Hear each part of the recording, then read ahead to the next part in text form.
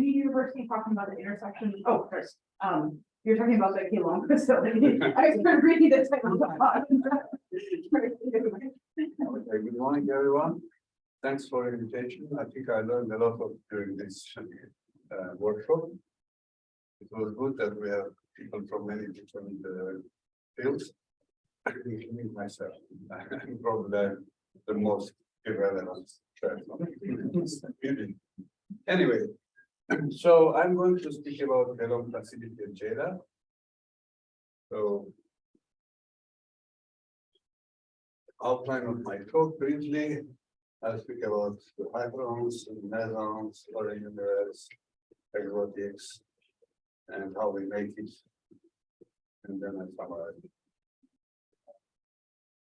So the proposal which we submitted to Program Advisory Committee has been finally approved in 2020. We got a 200 days of beam time running, which is huge. Couple of years. We have a lot of collaborators, including Jackie. She is also, and 20 countries, 160 theses. This is the largest collaboration by number of institutions at JLab. So this the proposal itself, you can read it in archive. Now about JLab, some of you may not know.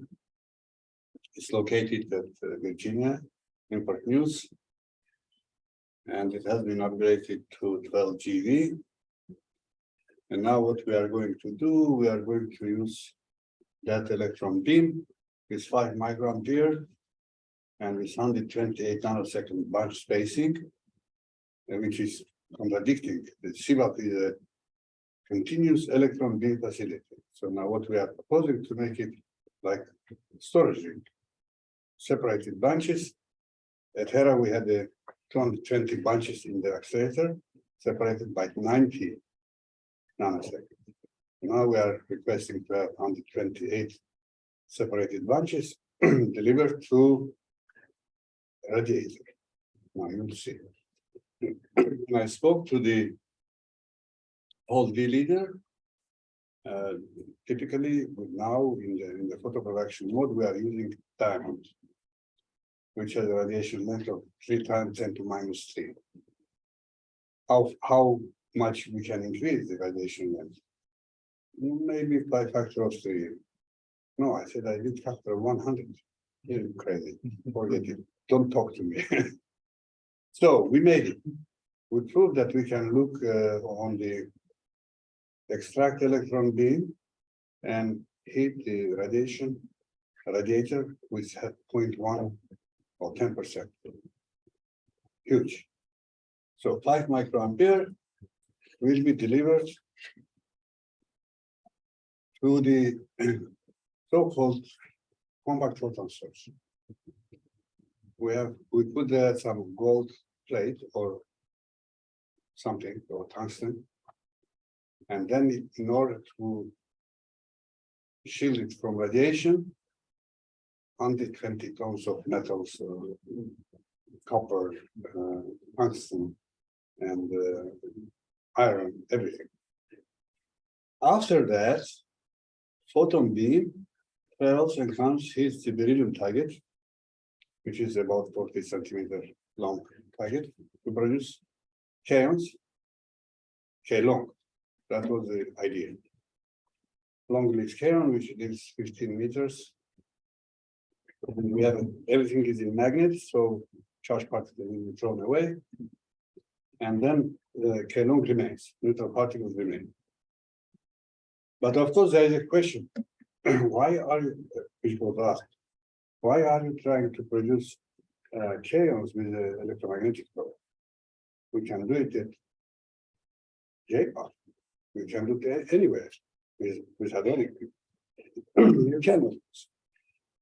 But problem is, you will produce 3 orders of magnitude higher kaon beam, but you will produce another 3 orders of magnitude higher neutron beam. And then you cannot use it for the spectroscopy. You cannot use it as a beam projectile on your target. You can do it like Goto. JPAR. They're looking for the rare decays. For rare decays, fine, because the neutron and kaon decay value. Anyway, so this is a simulation. This has been done by us, and this has been done by SLAC, 16G. So what we observed, to our surprise, we can get a beam of 1,000 times more intensive than it has been done before.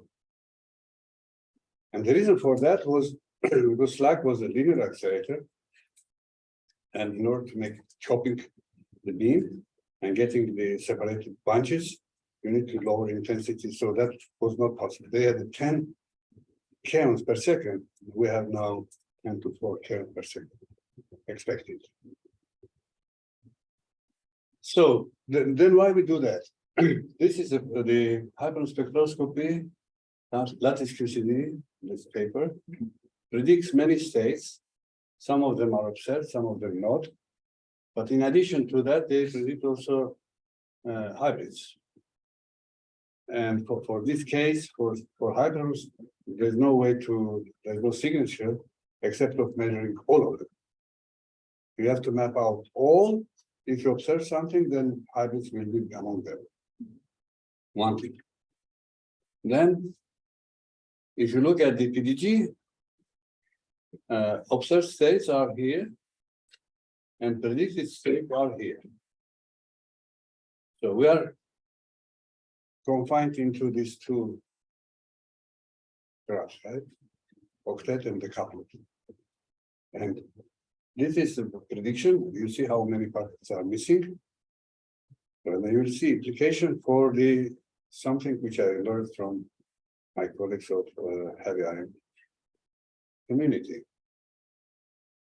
So then question was, the proposal was approved for 64 nanoseconds, and that will bring us W minimum to 1500. If you lower to 128 nanoseconds, the W minimum goes to 0.2 with this BKL. W becomes 1.46, almost threshold. So, and it is feasible. So accelerated people work on that, and they prove that that will work. No problem. Now, momentum. How do you measure momentum of K-line? Time of flight is the only way. So what we do, we measure the production point to the target of blue X, LD, 24 meters. And we use the RF signal from SIVA and stop from the particle in blue X. And this is what we obtained, amazing resolution. So this is momentum resolution of K-long. Look at this. At 1 GeV, we have 1%. Below 1 GeV, we have less than 0.5 or something. And we can reconstruct W up to some point, and when it becomes worse, we can reconstruct our final state.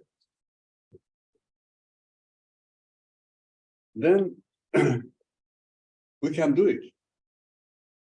But why we should do it? I was asked by Director JLab why we should do that. What is so special about K-long? What is the advantage of producing secondary kaon beam with the electromagnetic probe compared to the proton beam? How much SIVA accelerator could make a breakthrough compared to previous results of SLAC? Why do this experiment? Why we to do it? What are we going to learn? How will it affect our knowledge? And many, many questions like that. Some of them are, of course, picky and not constructive. And some of them are constructive. We answered all questions. And here I show you few slides. State of the art. What do we know until now? Look at these points, measurements. Of course, very, very scarce statistics, and this is what we do. What is the simulation? What we expect to obtain? There's no data on polarization at all. We simulated one channel and reconstruct it, and we show that in order to get a precise solution, we need 100 days of running, and then this yellow band will be a result of the simulation. And the same thing is here. So we try to articulate necessity of 100 days of running. Then, for scattering experiments on both proton and neutron targets, we need to do the following things. We measure differential cross-section, we measure self-polarization of strange hyperons, we perform partial wave analysis, look for poles in complex energy plane, identify excited hyperons with masses up to 2500, which means we could measure all lambda stars, sigma stars, cascade stars, and omega stars.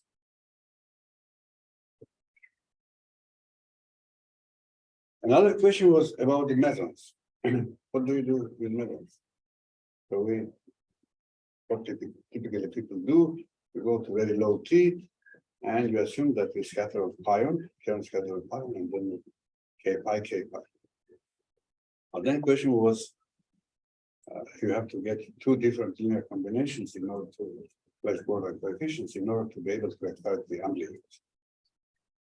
So you can see here many reactions which can be done, but these three are sufficient because they have different linear combinations, plus, minus. Two of them would have been sufficient, but we have three.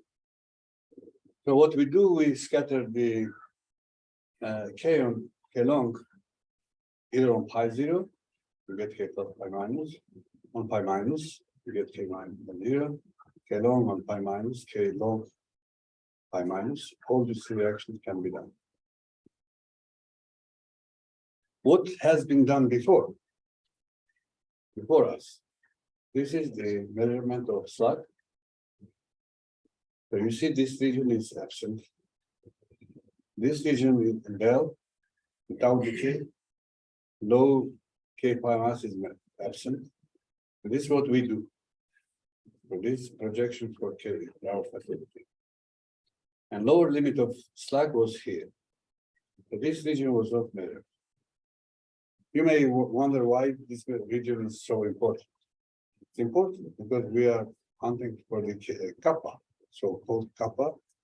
You know, everybody knows about kappa, but kappa was sort of not well established.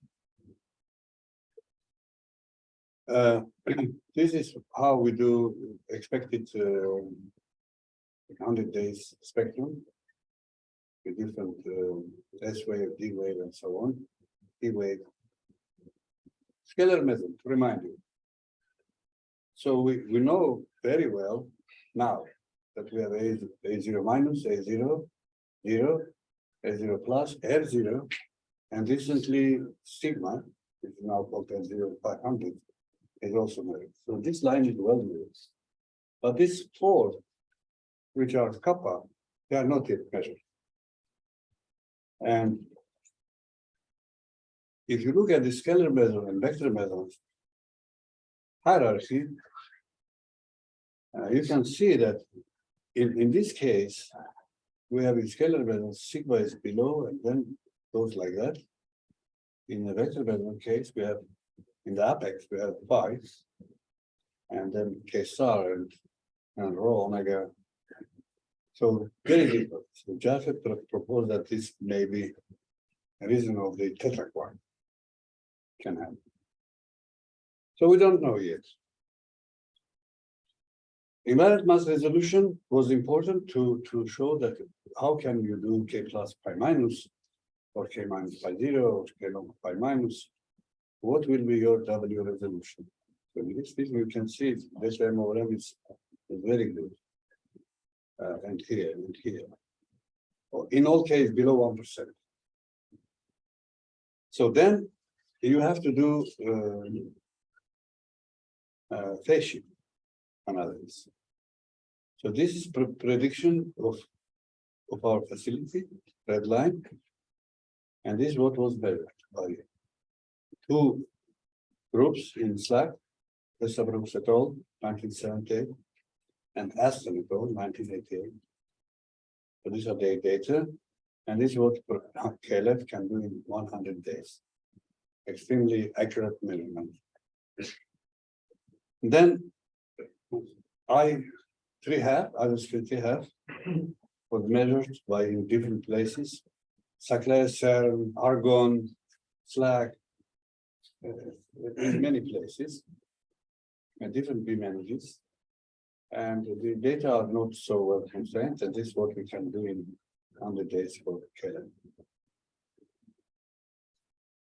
And there was a question about minimum T, how we can reach the minimum. If you detect a proton, the minimum will be quite high. If we don't detect a proton, which we can do, it goes like that. This distribution of T prime, T minus the minimum. This is phase shift.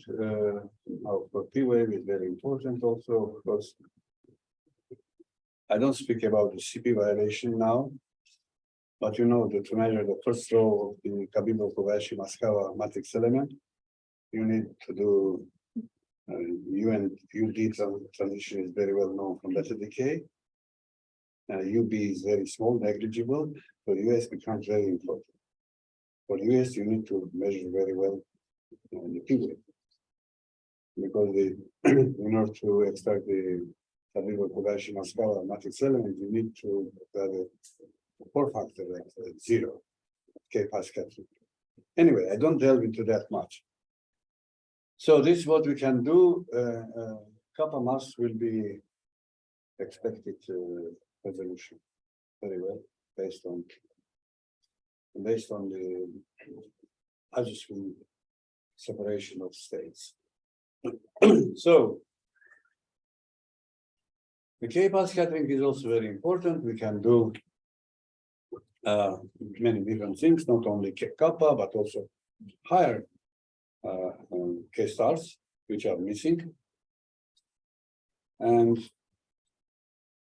there was a workshop we organized at JLab in 2016.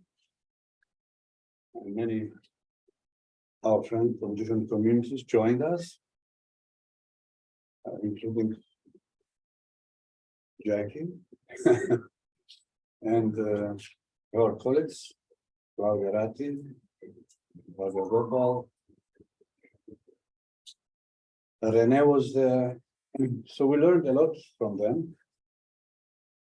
And here is a picture about the Big Bang. So now we are moving from JLab, from hypertron spectroscopy to something which is evolution of universe. What you do, you measure the chemical potential of universe 1 microsecond after the Big Bang, and you do it in the lattice QCD. It's a prediction, and this is prediction coming from measured existing PDG particles. The difference is huge. But if you assume that those particles which are missing, but they do exist, they will be measured sometime in the future, which we are going to do. Then comparison will become like that, red line. So I got a picture from. So you, if I mean, the quark, this is quark matter. That's a previous. It's a quark model. Quark model? Yeah, it's not quark. And that is Yeah, it's a Quark. specific model Okay. for predicting extra. Quark model. Oh, okay. I'm just confused. So then Jackie told me that she had, and her students, they did some work, updated that information based on PDG 2021. So it will appear soon. She promised. We're working on it. Okay. So this is the prediction of for different particles, n delta, lambda, and sigma. And this for cascade, and this for omega. And this picture is for K measurements. So what are we going to contribute?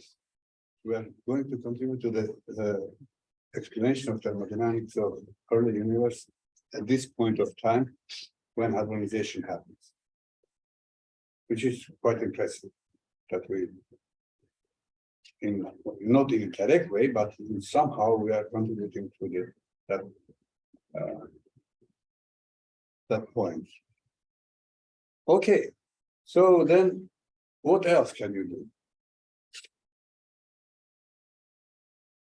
This picture is not something which has been blessed or embraced or recommended. I avoided to show that in the proposal, but now proposal is approved. I'm free by so much. So everyone knows that we have the couplet, right?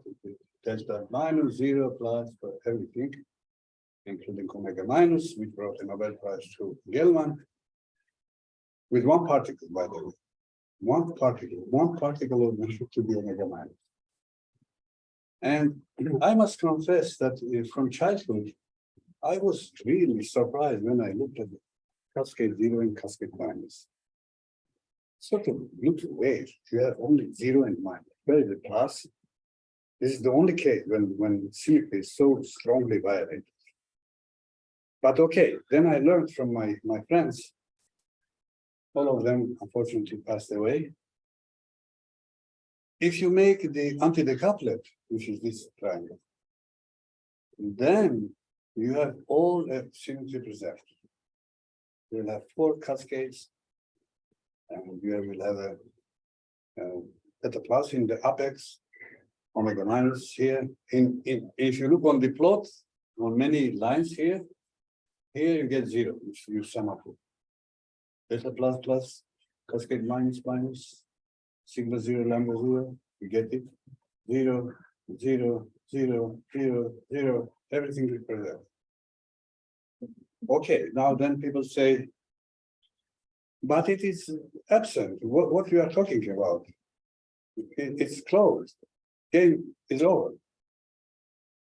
I wrote in 2022, I wrote a report. Critical review of the existing current state of the art.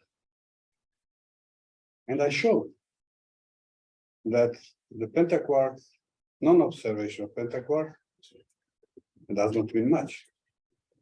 It must not have been observed in the way it has been performed. I proved it in my report. And then I showed what must have been done. I wrote that. And then question is, if you are so smart, why you didn't do it? I did it in 2013, but it was not accepted. So I left it in the archive of collaboration. Now when proposal, everything is approved, I keep low profile. And then I said, okay, now it's time to bring it up. And I brought it up. Now it's under the review. I hope you will see it soon.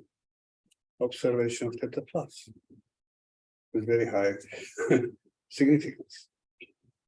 I'm not allowed to disseminate unreleased results because of the rules of collaboration. That's why I'm not showing anything. But just to let you know. So what else? Hardware, can we do that? Yes, we can do that. We can do compact photon source. We did it. People are working on that. And beryllium target assembly is okay. We can measure the flux of the K-long with additional flux monitor. And you can see we can do it. Quite beautiful reconstruction of K-long. Decay flight. Then, in order to get a good statistics, we propose to increase the diameter of the liquid hydrogen. And the Paragini group worked on that and then said, yes, we can do that. So it's also doable. What else? Schedule. Came to the main point. So this is the K-Long facility. Installation is expected to happen in 2025. And then we run for a couple of years. And then Hall D is planning to have polarized target. In the proposal we wrote that the facility is ready also to run with a polarized target. Now, especially older people know that it was a dream of generation to make a complete experiment. Spinless kaon scattering on polarized target, producing sigma and measuring polarization of the hyperwave. Complete experiment without model anything. All amplitudes will remain.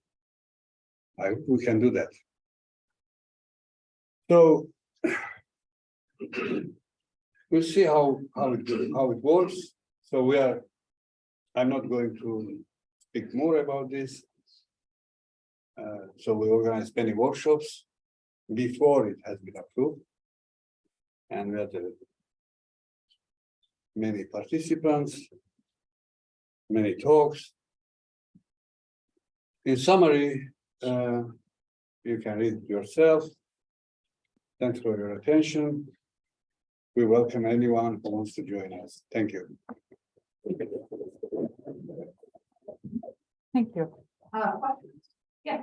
Yeah, can you show the detector? How do you produce K-long? You have photon coming in, but the Yeah. details. Yes, I showed you. Here. So the electron beam from the accelerator is bended to the beam line of Hall D.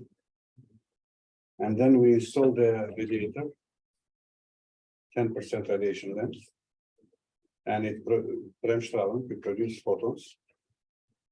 And those photons travel to the beryllium target, which is somewhere here. We call kaon production target. And then you produce everything, including K-long. And it is in magnetic field, charged particles will be thrown away. We cannot throw neutrons, but because we have electromagnetic probe, I showed you, neutrons die quickly. So we have only low energy neutrons, which are not going to produce any kaons. So there's no problem in that respect. And then the kaon goes to the main target of X in all the. We are not going to modify to avoid any obstacle. We said we are not going to change anything. Setup will be used as it is, but of course we have in mind to improve it. But we didn't speak about it. The improvement may be due to the timing resolution of PMTs. Nowadays they are much better, but we use 250 picoseconds.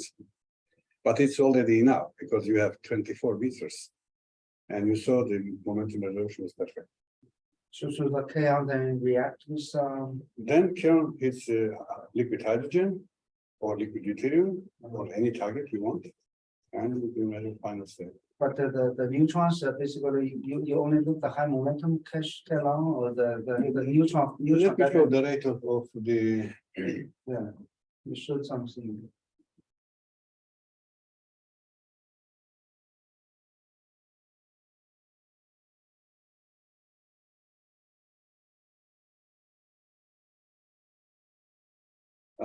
Look at this. Neutron rate is almost comparable at this 2 GeV. At 1 GeV, it is a little bit higher, but it's not a problem because we have to produce K. So that suppresses. The neutron is a bad one. Or They are bad, but they are not bad from physics point of view. They are bad for the radiation, for this type of stuff, which we are trying to avoid. And therefore we're making shieldings and so on. So, any Yes, And also, can you talk more about this new strategy for getting the Theta Plus? It wasn't Yeah. clear what is. look. Yeah. If you can look on my review, which I plotted here. But the idea is the following. If you are trying to produce Theta Plus in photo production, you need to have 3 particles in final state. There is no other way. You have a proton and 2 K, right? Minimum. Or sometimes also pi. So then question was, if you have a K short, K long, and proton. So let's make a Dali's plot, K short proton, K long proton. You look on one axis, only on one axis, and you project everything to one axis, you can bury it. And this is what was done. And in order to avoid reflections, you can cut one system and look on another, or cut this system, look on this. That was a strategy, and which is normal. I think everybody do that.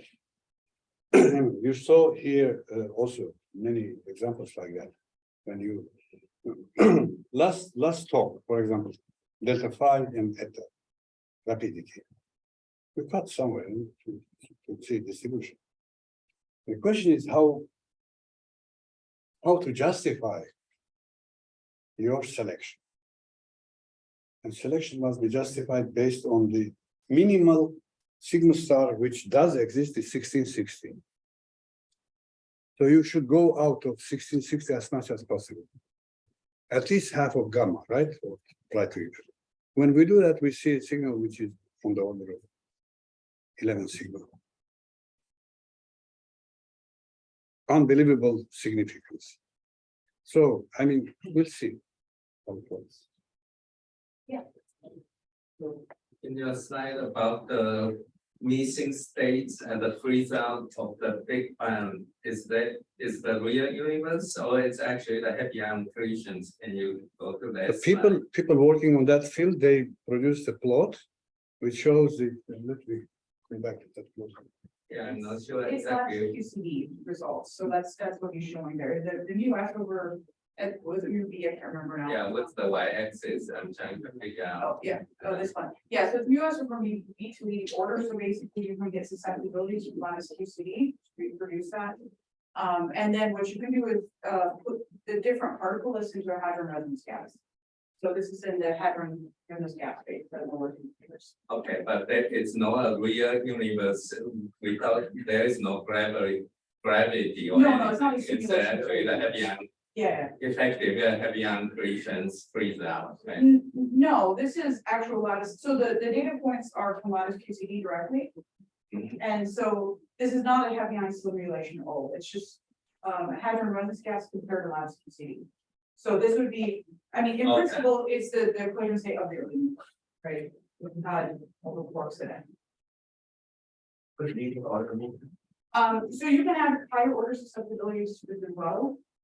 So I can't remember the exact combination off the top of my head of what susceptibilities give this to you. It's some combination of like chi 1,1 SB, and there might be a chi 3,1 SB somewhere in there too. I don't remember off the top of my head, but you can get higher order terms as well. Basically, what a higher order terms let you do is expand up to larger units.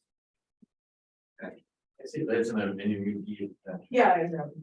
The mu p is not zero, it's at a finite. Yeah, you can go to find it, you can, yeah. Okay. We are not questioning how these points have been obtained. We assume that they are okay. This is your problem, you solve it. But we provide data which will bring it close to the prediction. I'm just trying to understand the y-axis because mu p in the early universe. should be Oh, this zero. is the Yeah, the yeah. So chemical this is potential. the expansion outwards. Okay. Can you go back to slide 3?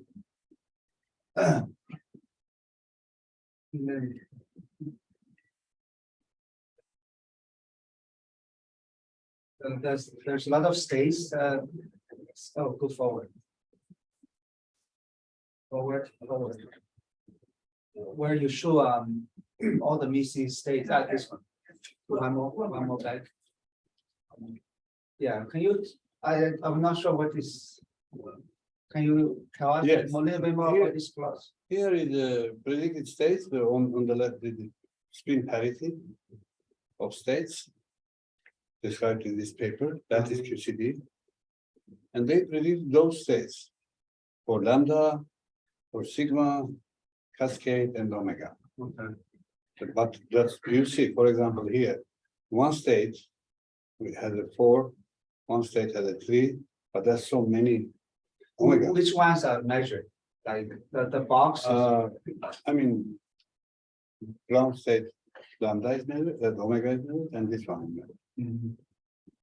And those are missing. Only the one that in the dashed big box, and those are measured or? Yes, So the vertical axis is the mass or what? it's normalized to the mass of the omega. Some normalization, not real mass of the particle.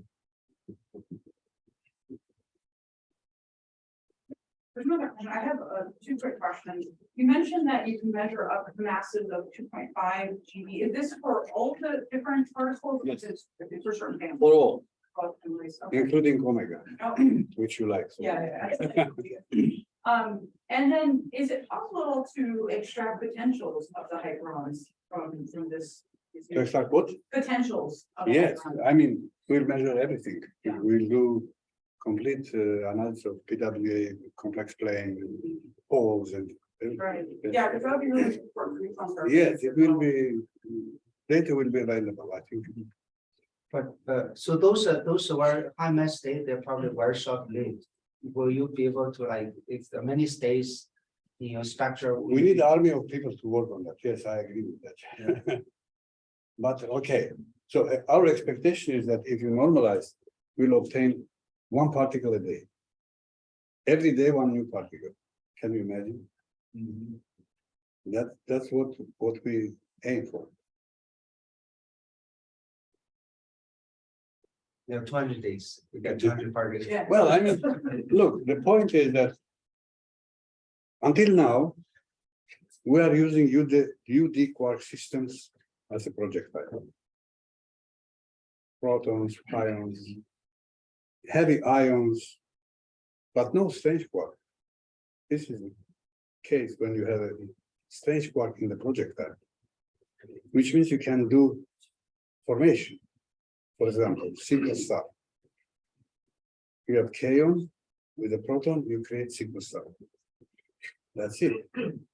And resolution will be perfect because you identify the state, but W is measured from the kaon. The kaon resolution is perfect. 1 MeV or something. And then, I mean, of course, situation is very different. I think nothing is new. There were so many smart people at SAC, it is unbelievable. But they didn't have a technology at that time, in 1970s, 1980s. But they nevertheless tried. 10 kaons per second, and they performed experiments. They did it, but you see the data have no quality. And if you increase by 1,000 times, this is what we expect to obtain. All right, well, thank you. Thank you.